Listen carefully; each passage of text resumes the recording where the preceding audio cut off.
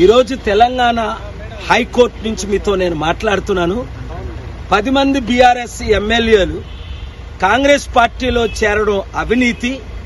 వాళ్ళని డిస్క్వాలిఫై చేయండి, సస్పెండ్ చేయండి, శాలరీలు ఇవ్వకండి అని ఇంటర్మ్ ప్రేయర్ 3 ప్రార్థనలు, లాంగ్ టర్మ్ ప్రేయర్ 5. లేదు అంటే దేశం సర్వనాశనం అయిపోతుంది.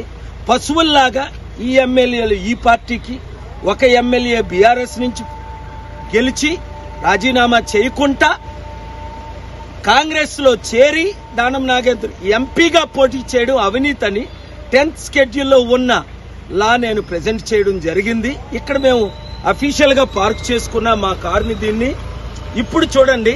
ఇదంతా పార్కింగ్ లాట్ లేకుండా అన్అఫీషియల్ గా TS07JH 8888 అలాగే TS09FX 9956 ఇలాగ 20-30 కార్లు పార్కింగ్.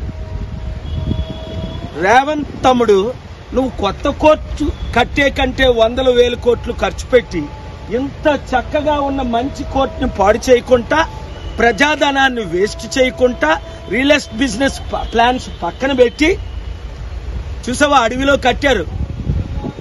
అమరావతి మునిగిపోయింది, విజయవాడ అంతా.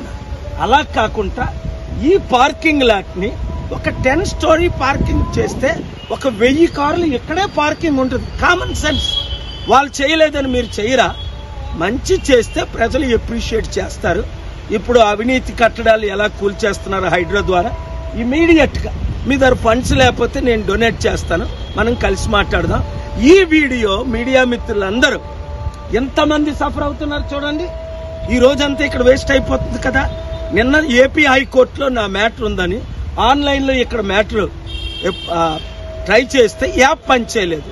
కనుక ఈ టెక్నాలజీ ఫెయిల్యూరు, ఈ పార్కింగ్ లాట్ ఫెయిల్యూరు, ఈ అడ్మినిస్ట్రేషన్ ఫెయిల్యూరు, ఈ హోమ్ మినిస్ట్రీ ఫెయిల్యూరు, ఇలా ఫెయిల్యూర్ బై ఫెయిల్యూర్ అయితే ఎప్పుడు రాష్ట్రం దేశం బాగుపడుతుంది. ఈ వీడియో అందరూ రీచ్ అయ్యి ఇల్లీగల్ పార్కింగ్ చేయకండి.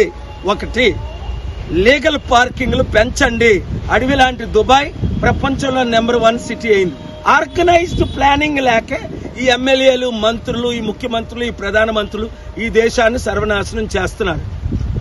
కనుక ఈ వీడియో వారందరికీ రీచ్ అయినంత వరకు షేర్ చేయండి. Thank you very much.